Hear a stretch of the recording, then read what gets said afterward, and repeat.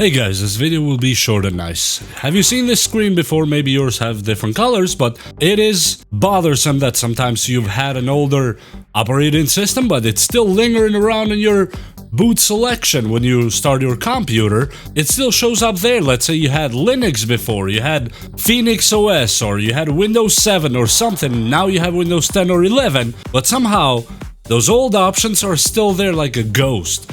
Well, in this short video today, I'm going to show you how to actually delete those entries without any extra CMD commands or any of that. There's a really tiny software that I already scanned and it's actually safe. We'll leave a link on the description about it and we will just go ahead and get it on our computer. And we are talking about boot ice.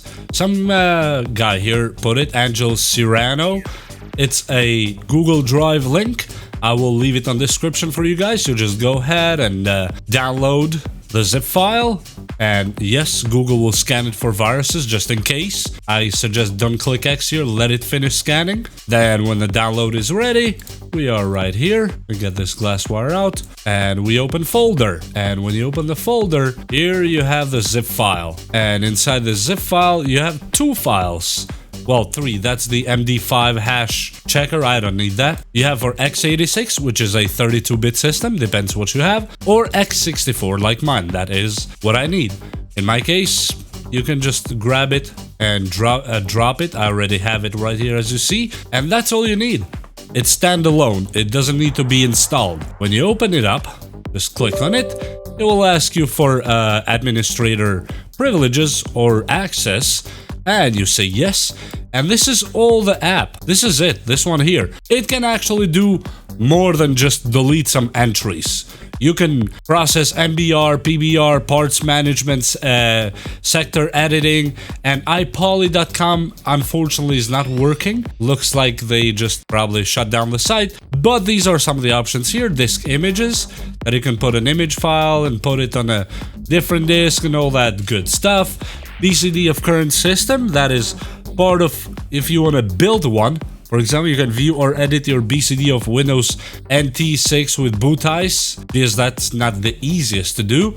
And yes, this one actually can do it, but I'm not gonna go there either. These are the utilities, the menu editor, select the device for sector filling. UEFI is what we're gonna work with, but before that, let me just show you what else is here. These are command lines that you can open CMD and you can learn from here, for example, how to install some kind of MBR, menus, and all that kind of stuff. That actually, these are quite useful commands if you want to do that. And this is the about from 2015, looks like it's the last time it was used. This is the UEFI. So, first thing is if you click this one right here and you hit restart, it will restart the UI of boot ice, and then you can do repairs and all that good stuff and rebuild the UEFI. In our case, we want to go to the UEFI boot entries. Now the boot entries are our problem, and here, as you saw on the main screen, I had Windows Boot Manager, Ubuntu, and Windows Boot Manager again. Why do I need that? I actually don't.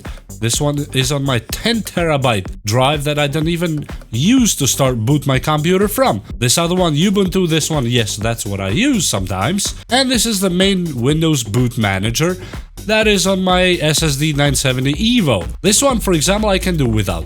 I don't need it. And I'm gonna click it as inactive right here. And you can hit delete right here. As you see, this is the delete button. Or here you can add, you can copy the UEFI folder, for example, from another drive or something. Let's say your UEFI has been damaged in your computer. You can add it here if you want to. But in my case, I'm just gonna go ahead and delete this one from right here. Hit delete. UEFI boot entry saved successfully, and it's gone. That is all. These two are now the only active ones. This is how easy it is. Seriously, I don't think it can get any easier than this one. And with that said, I hope you learned something, and as I said, again, the link will be in the description. You just go to these three dots or this symbol right here, but usually three dots is better.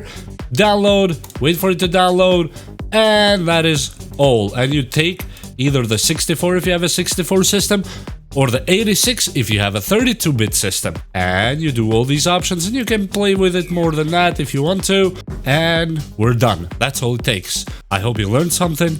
Share it, like it, subscribe, whatever you want to do. We will see you next time. Bye!